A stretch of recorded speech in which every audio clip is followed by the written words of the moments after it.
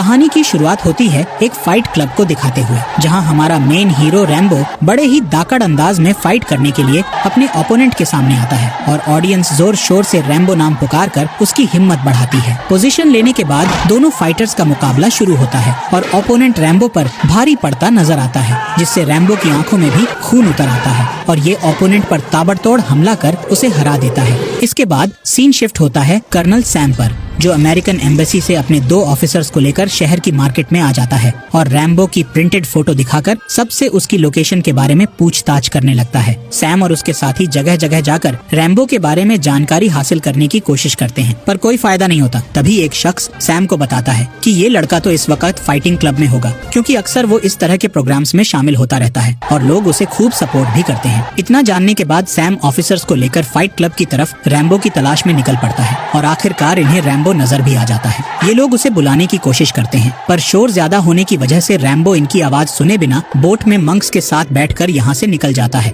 पर सैम जानता था कि रैम्बो अब कहाँ जाएगा, इसलिए ये उसका पीछा करने लगता है और जब रैम्बो के ठिकाने पर पहुंचता है तो रैम्बो मोनास्ट्री की एक बिल्डिंग को बनाने के काम में बिजी होता है। सैम रैम्बो को अपने पास बुलाकर उससे पूछता है कि आखिर तुम इस मोनास्ट्री में क्या कर रहे हो। इस पर रैम्बो बताता है मंक्स ने मुझे मोनास्ट्री में रहने की परमिशन दी है और इसके बदले मैं उनके साथ काम में हाथ बंटवाता हूँ। इसके बाद रैम्बो को एक बच्चे की फोटो दिखाई जाती है जिसके मुंह पर ऑक्सीजन मास्क लगा हुआ था। रॉबर्ट बताता है कि अफगानिस्तान में युद्ध शुरू हो गया है, मासूम जाने जा रही हैं और इस स्थिति को नियंत्रण करने का जिम्मा कर्नल सैम को सौंपा गया है। सैम चाहता था कि रैम्बो उसके साथ इस मिशन पर जाए, पर रैम्बो ये कहकर मना कर देता है कि मेरी वॉर खत्म हो गई है। रॉबर्ट और सैम उसे समझाने की कोशिश करते हैं, पर रैम्बो यहाँ से चला जाता है। लेकिन सैम रैम्बो को मनाने के लिए उसके पास आकर कहता है, तुम शायद भूल रहे हो कि तुम एक जांबाज सोल्जर हो जिसने युद्ध मैदान में कई दुश्मनों को गिराया है। अब जब तुम्हारी जरूरत है तो तुम बुजदिलों की तरह पीछे नहीं हट सकते। लेकिन रैम्बो अपनी बात पर अड़ा रहता है और सैम भी इसे बिना कुछ कहे यहाँ से चला जाता है।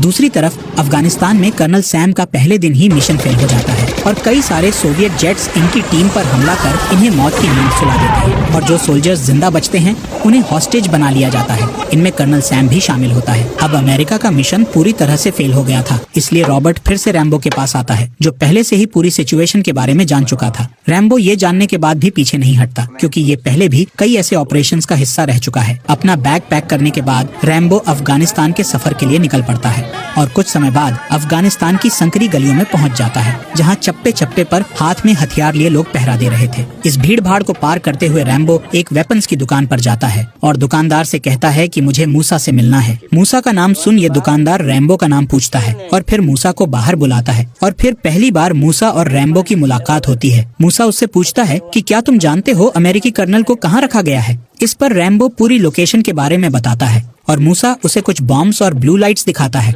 जिनकी मदद से रैम्बो दुश्मन को शिकस्त दे सकता था। रैम्बो किसी तरह कर्नल सैम तक पहुंचना चाहता था, जो कि एक टफेस्ट टास्क था, इसलिए मूसा उससे पूछता है, तुम वहां कितने लोगों के साथ जाओगे। जिस पर रैम्बो बड़े निडर होकर कहता है, मुझे किसी के साथ की जरूरत नहीं, मैं अकेला जाऊंगा। लेकिन मूसा खतरे को देखते हुए रैम्बो को अकेले वहां ले जाने से साफ इनकार कर देता है, क्योंकि उसे भरोसा नहीं था कि रैम्बो अकेले ही दुश्मनों का मुकाबला कर सकता है। इसीलिए ये उसका मजाक बनाते हुए कहता है, एक बार फिर सोच लो। लेकिन रैम्बो अकेले जाने की जिद पर डटा रहता है और बॉम्ब वगैरह लेकर यहाँ से निकल जाता है। इन दोनों की सारी बातें दुकानदार भी चुपके से सुन लेता है। दूसरी तरफ हमें कर्नल सैम को दिखाया जाता है, जिन्हें बंधक बनाकर ऑपोजिट मिशन के कर्नल जैसन के पास ले जाकर उनके सामने बैठा दिया जाता है। जैसन को इस बात का गर्व होता है कि अफगानिस्तान ने अमेरिकी कर्नल को बंधक बना लिया है। इस खुशी को वो एक जश्न की तरह मनाता है और सैम से कहता है कि तुम्हारा मकसद अमेरिकन सोल्जर्स को मिसाइल्स भेजकर सोवियत जेट्स को तबाह बर्बाद करना है ना, लेकिन मैं ऐसा नहीं होने दूंगा। जैसन सैम से मिसाइल की लोकेशन पूछता है, पर सैम इसे बताता है कि मेरे पास कोई मिसाइल नहीं है। इसके बाद हम रैम्बो और मूसा को देखते हैं। मूसा रैम्बो को अफगान बॉर्डर के पास ले आता है और उसे बीते समय की बातें बताते हुए कहता है कि इस जगह पर कई एम्पायर्स ने अपना कब्जा जमाने की कोशिश की थी, पर कोई भी कामयाब नहीं हो पाया और अब सोवियत संघ को भी यहाँ टिकने नहीं दिया जाएगा। रैम्बो और मूसा बातें करते हुए अपनी मंजिल तक पहुँचने लगते हैं। इधर जैसन अब भी सैम से मिसाइल की लोकेशन जानने की कोशिश में लगा रहता है, क्योंकि उसे जानकारी मिली थी कि इस इलाके में अमेरिकी मिसाइल तैनात की गई है, पर कहाँ। यही जानने के लिए जैसन सैम को फिजिकली काफी टॉर्चर करता है और उससे कहता है कि अगर मिसाइल के ठिकाने के बारे में बता दिया तो तुम्हें छोड़ दिया जाएगा। पर सैम लगातार यही कहता रहता है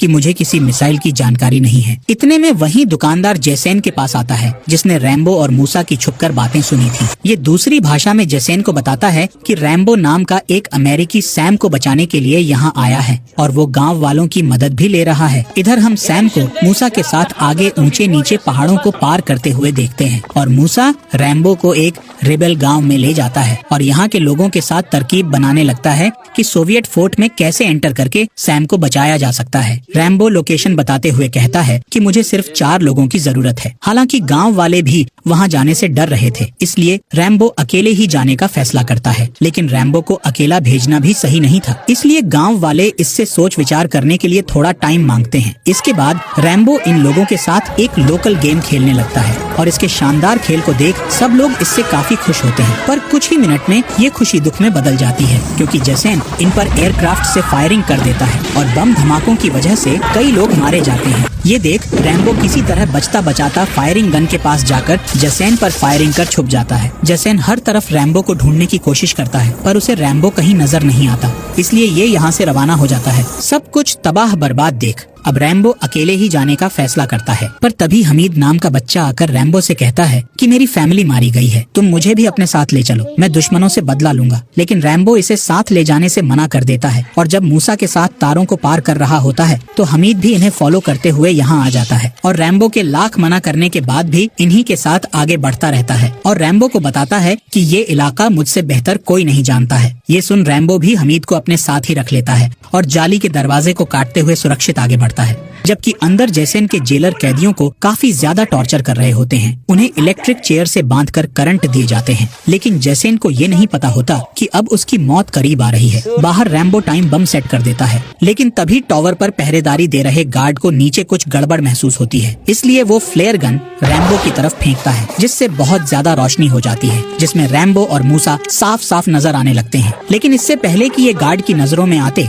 दोनों किसी तरह खुद को एक सुरक्षित जगह पर छुपा लेते हैं। पर फ्लेयर गन की वजह से कुछ सैनिक यहाँ आकर छानबीन करने लगते हैं और सर्च डॉग्स के साथ पेट्रोलिंग पर निकल पड़ते हैं। इसी बीच रैम्बो एक आर्मर्ड व्हीकल के साथ नीचे लटकते हुए जेल के अंदर जाने लगता है ताकि ये किसी की नजरों में न आ सके। इस तरह बड़ी चालाकी से रैम्बो बिल्डिंग में एंटर करता है और हमीद भी इसके पीछे पीछे बिल्डिंग में घुस जाता है, जबकि मूसा बम ब्लास्ट करने के लिए बाहर ही रुकता है। अब रैम्बो सैम को ढूंढने के लिए जैसे ही आगे बढ़ता है, एक सैनिक इसे देख लेता है, जिसे मारकर रैम्बो हमेशा के लिए चुप करा देता है। जेल में बंद 2 महिलाएं रैम्बो को आगे का रास्ता बताती हैं और जब रैम्बो कमरे में झांक कर देखता है तो अंदर कर्नल सैम मौजूद होता है। रैम्बो लॉक खोलने की कोशिश कर ही रहा होता है कि इतने में एक सैनिक आकर उस पर बंदूक तान देता है। खुद को और हमीद को बचाने के लिए रैम्बो दूर से ही चाकू फेंक कर उसे मौत के घाट उतार देता है। इसके बाद से तो कई सारे सैनिक आकर रैम्बो और हमीद पर फायरिंग करना शुरू कर देते हैं और रैम्बो भी शूट करते हुए ऊपर चला जाता है और कई सैनिकों को ढेर कर देता है और फिर हमीद के साथ आगे बढ़ता रहता है। इधर बाहर मूसा सैनिकों का ध्यान भटकाने के लिए बम धमाके करना शुरू कर देता है, जिस कारण कई सैनिक मारे जाते हैं, जबकि अंदर रैम्बो अब भी लड़ रहा होता है और इस हमले में रैम्बो के शरीर में एक लकड़ी का टुकड़ा घुस जाता है,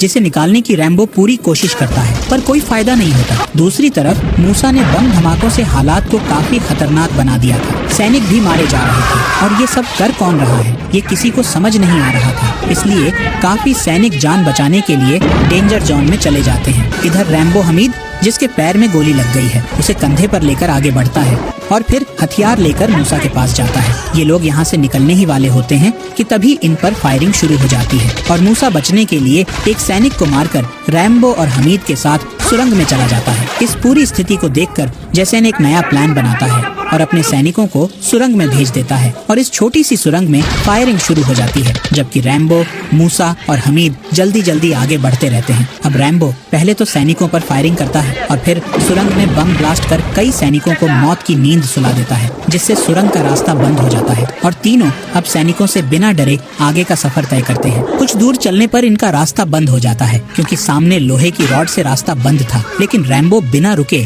इन जालियों को उखाड़कर आगे बढ़ता है, जबकि बाहर मूसा के साथ ही घोड़ों पर सवार होकर इनकी मदद के लिए आ जाते हैं। लेकिन सैनिक जैसे ही इन्हें देखते हैं, इन पर फायरिंग करना शुरू कर देते हैं। इतने में रैम्बो एक RPG उठाता है और गेट की तरफ फायर कर देता है, जिससे एक सैनिक जख्मी हो जाता है जबकि कई मारे जाते हैं। इधर जसेन एक अफसर के साथ सैम के कमरे में पहुंच जाता है और सैम को टॉर्चर करते हुए पूछता है कि आखिर तुम्हें बचाने के लिए किसने इतना खतरनाक हमला किया है, लेकिन सैम इसे कुछ नहीं बताता। रैम्बो मूसा और हमीद को लेकर एक गुफा में कुछ देर के लिए छुप जाता है और मूसा उसे फर्स्ट एड देता है, लेकिन इस जख्मी हालत में भी रैम्बो फैसला करता है कि जो उसने शुरू किया है वो खत्म करके ही दम लेगा। ये सुन मूसा कहता है कि इतनी खतरनाक लड़ाई का सामना तुम अकेले नहीं कर पाओगे, इसलिए इसे यहीं पर खत्म कर देना बेहतर है। लेकिन रैम्बो ने तो कभी हालातों से डरकर भागना सीखा ही नहीं था, इसलिए ये वापस जाने लगता है। हालांकि हमीद भी उसके साथ जाना चाहता था, पर उसकी जख्मी हालत के चलते रैम्बो उसे मूसा के पास ही छोड़ जाता है और साथ ही नेक पीस देते हुए कहता है कि मैं जरूर वापस आऊंगा। रैम्बो जब अपने जख्म पर नजर डालता है तो अब भी उसके शरीर में लकड़ी का टुकड़ा फंसा हुआ होता है जिसने एक गहरे जख्म को जन्म दे दिया था। लकड़ी का टुकड़ा बाहर नहीं निकल रहा था,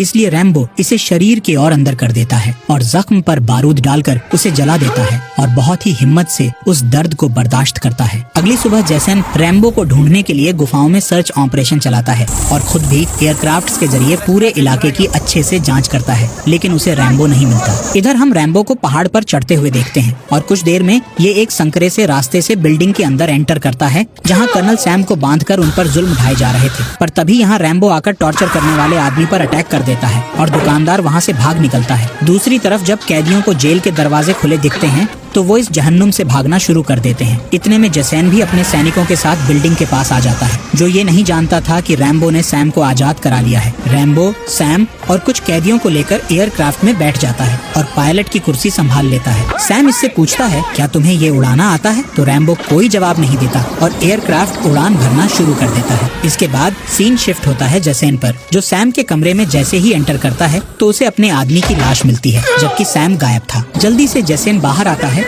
और देखता है कि एयरक्राफ्ट जाने की कोशिश कर रहा है। जसैन इसे रोकने के लिए इस पर फायरिंग करता है और एक गोली कैदी को लग जाती है और वो नीचे गिरते गिरते लैंडिंग स्किड से लटक जाता है, पर पकड़ कमजोर होने के चलते नीचे गिरकर मारा जाता है। सैनिक अब एयरक्राफ्ट पर ताबड़तोड़ फायरिंग करते हैं और एयरक्राफ्ट से भी फायरिंग होती है और रैम्बो इलाके से बाहर निकलने की कोशिश करता है, पर अफसोस इंजन काम करना बंद कर देते हैं, जिस वजह से रैम्बो यहीं एयरक्राफ्ट को लैंड कर देता है और सुरक्षित सबको बाहर निकालता है। कैदियों को अपना रास्ता खुद चुनने का कहकर रैम्बो सैम को लेकर यहाँ से भागने लगता है, लेकिन जैसन कई एयरक्राफ्ट्स की मदद से सैम को ढूंढने में लग जाता है। पर किस्मत से सैम को एक सुरंग का रास्ता नजर आता है जिसके अंदर दोनों कूद जाते हैं, पर अंदर जाने से पहले रैम्बो एक तीर से एयरक्राफ्ट पर अटैक कर उसे आग के हवाले कर देता है। पर इस बीच जैसन रैम्बो को देख लेता है और इस एरिया में बम गिराना शुरू कर देता है, जिससे सुरंग के अंदर भी आग बरसने लगती है और फिर सैनिक भी इन्हें पकड़ने के लिए आ जाते हैं। ये देख सैम रैम्बो को यहाँ से जाने को कहता है, क्योंकि वो नहीं चाहता था कि उसकी वजह से रैम्बो की जान खतरे में पड़े। पर रैम्बो अब पीछे हटने वाला नहीं था। ये तीर से वार कर